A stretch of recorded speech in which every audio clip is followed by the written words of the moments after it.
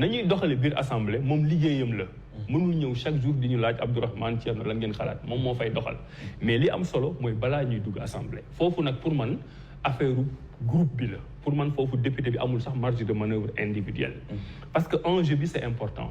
tey suñu 3 députés yooyu bu ñu ko boolee te président Macky Sall réussirul débauché feneen assemblée nationale day am 83 kii am 82 loolu c'est une majorité. te majorité bi contrairement à ce que j'entends parce que ñu bëri ñu ngi def ay théories. di xeex naan cohabitation mënul am ak yooyu dañuy nax nit ñi rek xam nga ñoom dañu tàmm chaque fois bu ñu nekkee situation bi pour seen ay juristes ñu ñëw defal leen ay théorie pour ñu génne ci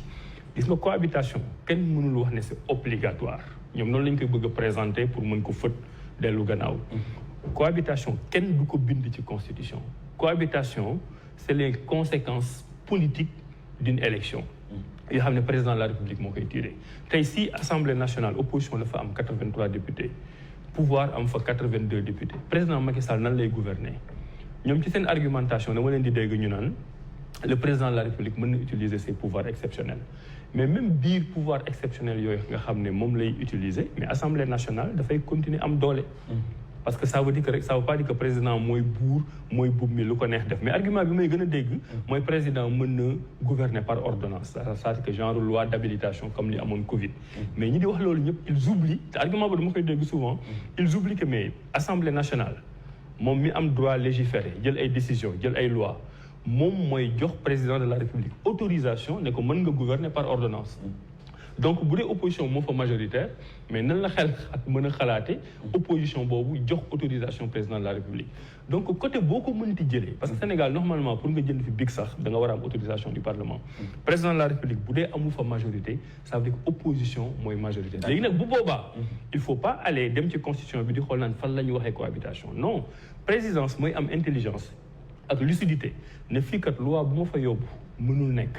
du jàll donc puisque mënul jàll nii naa leen bàyyi ñoom ñu ñëw jiite bu ñu jiitee man ma nekk ci gannaaw di leen pousse en toute intelligence foofu itam am na argument bu may dégg dañ naan France ak Sénégal bokkul parce que en France c'est le premier ministre qui détermine la politique de la nation alors qu'au Sénégal c'est le premier ministre qui détermine la politique de la nation. Ismaïla Madior Fall d'ailleurs voilà Ismaïla Madior Fall moom yi muy wax actuellement 99% d'accord ma ci mais loolu dinañ am occasion ñëwaat ci mais le fait est que même si c'est le président de la République qui détermine la politique de la nation mais am nga un premier ministre boo xam ne yow yaa koy nommé mu nekk sa intermédiaire entre yow ak opposition yéen ñaari yéen a yem responsabilité donc boo fi nommé premier ministre boo xam ne amul majorité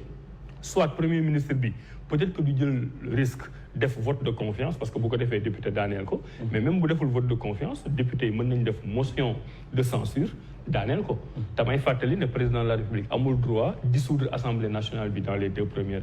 années donc fii ba 2024 ba président Macky Sall di fi jógee assemblée bi mënu ko dissoudre te assemblée nationale bu defee motion de censure même bu dee mënu ko def ci beneen session parce que session bu nekk benn yoon nga am droit def ko ça veut dire que mën na ko def au moins 2 fois dans l'année donc dans tous les cas président bi moom moo naan lii kat bu ma fi nekkee di xëccoog opposition bi nga xam ne ñoom ñoo am majorité dëkk bi di dox te puisque man maay responsable de l'unité nationale et du fonctionnement du pays man naa am intelligence su bàyyi foofu laay daaneele nga baal ma président Macky Sall bu ba léegi ñu ngi koy jox ay pouvoir yooyu ñu koy jox opposition askan bi moo koy jox mu koy exercer pleinement léegi tey askan boobu ko doon jox nee na ko joxatuma la lépp jël naa genn wàll la ma la doon jox ko opposition bi mais président Macky Sall moo war a nekk gentleman comprendre ne avant dañ ko doon jox lépp muy doxal tey jox nañ genn wàll gi ay nawleem moom moo war a nangu ne nawleem yooyu dañu am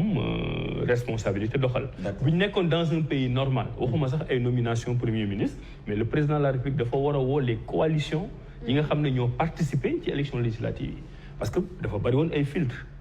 ñu dem ba 8 des ci 8 ñooñu 6 ñoo ci am résultat positif am na 2 ñoo xam ne bokkuñ ci je n'ai rien contre ñoom mais tey président de la République warul former gouvernement warul nommer premier ministre warul doxal sans mu woo les 5 autres coalitions toog ñu waxtaan